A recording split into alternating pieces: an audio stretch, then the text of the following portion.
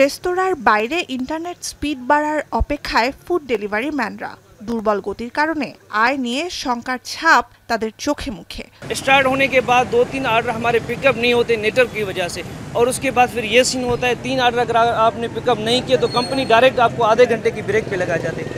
अब कुछ दिनों से हमारे जो अर्निंग है उसमें तकरीबन 70% का लॉस हो रहा है, 30% हमें मिल रहे हैं। বিনামূল্যে প্রযুক্তি দক্ষতা তৈরির বিজ্ঞাপনে লাইক ছিল কয়েক হাজার ফেসবুক ব্যবহারকারীর। প্রশিক্ষণে অংশ নিতে নিবন্ধন করেন 1,500 মানুষ, কিন্তু গেল সপ্তাহে যেদিন প্রথম ক্লাস লাইভ সেশনে যোগ দেন মাত্র কয়েকজন, কারণ ইন্টারনেট চলছে শামুকের গতিতে। Wireless and internet service providers association of পাকিস্তানের তথ্য বলছে দেশটিতে গেল কয়েক সপ্তাহে ইন্টারনেটের গতি কমেছে 30 থেকে 40%। পাকিস্তানের তথ্য প্রযুক্তি ও সফটওয়্যার খাতের সঙ্গে সংশ্লিষ্টদের অভিযোগ, দেশ জুড়ে সরকার নতুন যে পরীক্ষামূলক ফায়ারওয়াল চালু করছে তার জেরেই এমন পরিস্থিতি। ফায়ারওয়ালের কারণে $30 কোটি ব্যবসা হারানোর শঙ্কা গেল সপ্তাহে জানায় পাকিস্তান সফটওয়্যার হাউসেস অ্যাসোসিয়েশন। $100 কোটি ক্ষতির মুখে তথ্য প্রযুক্তি প্রতিষ্ঠানগুলো। সবচেয়ে ঝুঁকিতে এ খাতে যুক্ত 5 লাখের বেশি ফ্রিল্যান্সার, যাদের নির্ভর করতে হয় নিরবিচ্ছিন্ন ইন্টারনেটের ওপর। Most of us, especially the freelancer, don't want to have the reason. They want a solution.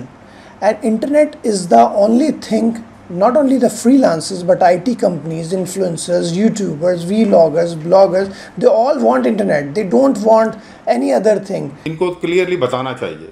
हुकूमत का कोई नुमाइंदा सही सूरत हाल नहीं बता रहा, लेकिन हमारे जो कस्टमर हैं वो परेशान हैं, और जितने भी कस्टमर हैं वो सारे, कभी किसी का इंटरनेट सही हो जाता है, कभी कोई सर्विस सही हो जाती है, तो इसलिए हमें बहुत ज़्यादा परेशानी इस वजह से भी हो रही है। সংকটের পেছনে দায় প্রত্যাখ্যান করলেও ফায়ারওয়াল সংক্রান্ত পরিকল্পনার কথা স্বীকার করেছে পাকিস্তান সরকার। ইসলামাবাদের দাবি, সরকারি কম্পিউটার নেটওয়ার্ক সুরক্ষিত রাখার লক্ষ্যে এ পরিকল্পনা। প্রকৃতপক্ষে গেল বছর সাবেক প্রধানমন্ত্রী ইমরান খানকে গ্রেপ্তারের জেরে অস্থিরতা ঠেকাতে বিভিন্ন সামাজিক যোগাযোগ মাধ্যম বন্ধ করে পাকিস্তান সরকার। There's been a complete lack of transparency on part of the government and the Pakistan Telecommunication Authority, and the government should immediately roll back these new measures that are slowing down the internet, because clearly they're ineffective, counterproductive, and the surveillance and all the censorship violates the right to freedom of expression and right to privacy. Computer ও internet নেটওয়ার্কে দূষণ তথা অপ্রয়োজনীয় network traffic ঠেকানোর মাধ্যমে cyber হামলা থেকে রক্ষায় কাজ করে ফায়ারওয়াল হিসেবে পরিচিত বিশেষ এক ধরনের নিরাপত্তা ব্যবস্থা। এর মাধ্যমে এক নেটওয়ার্ক থেকে ভিন্ন নেটওয়ার্কে তথ্য প্রবাহ নিয়ন্ত্রণ করা সম্ভব হয়।